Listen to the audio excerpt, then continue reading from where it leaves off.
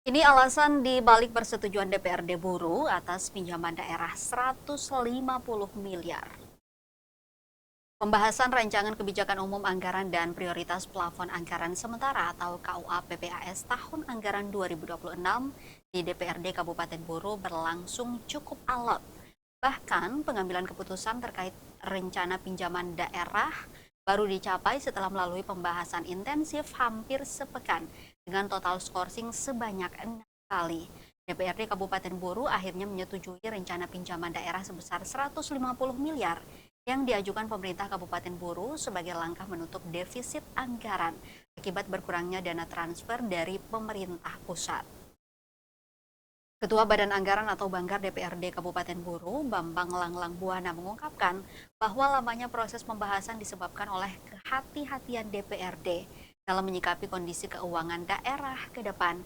Ia menjelaskan pada tahun anggaran 2026, pemerintah Kabupaten Buru mengalami pengurangan transfer ke daerah atau TKD yang cukup signifikan, yakni mencapai sekitar 275 miliar.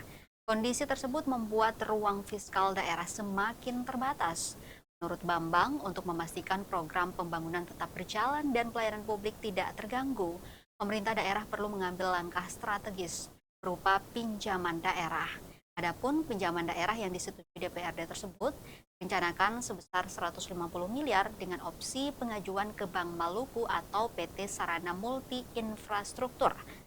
Meski telah disepakati, DPRD Kabupaten Buru menegaskan akan tetap melakukan pengawasan ketat terhadap penggunaan dana pinjaman tersebut agar digunakan secara tepat sasaran, khususnya untuk kegiatan prioritas yang berdampak langsung pada masyarakat.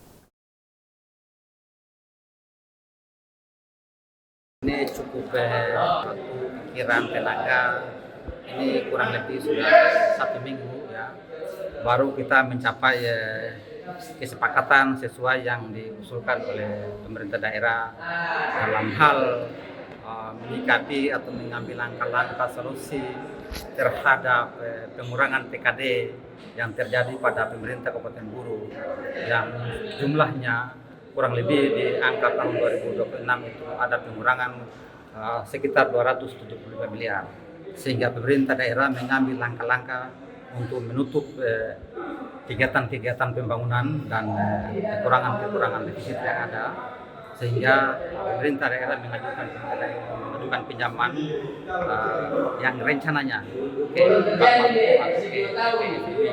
Dan ini masih proses dan